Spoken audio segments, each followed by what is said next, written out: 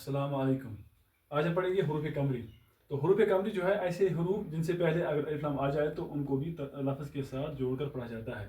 यानी अलिफ लाम जब जिन हरूफ के साथ आता है और वहाँ पर इसको अगर पढ़ा जाए तो उन्हीं को हम हरूफ कमरी कहते हैं।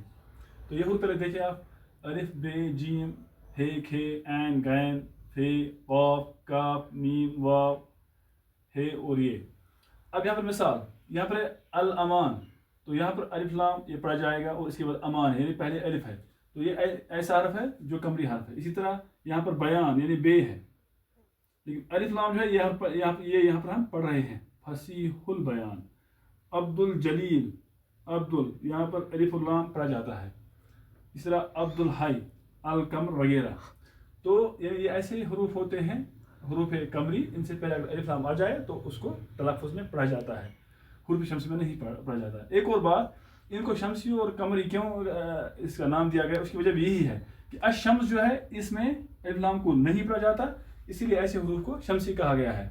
और अल कमर जो है, अल कमर में अलिफ लाम को पढ़ा जाता है, तो ऐसे हरूफ जिनमें अलिफ लाम को पढ़ा जाता है उनको कमरी कहा जाने लगा। यानी अशम्स और अल कमर की निस्बत से इनको हरूफ शम्सी और हरूफ कमरी कहा गया। अस्सलाम वालेकुम।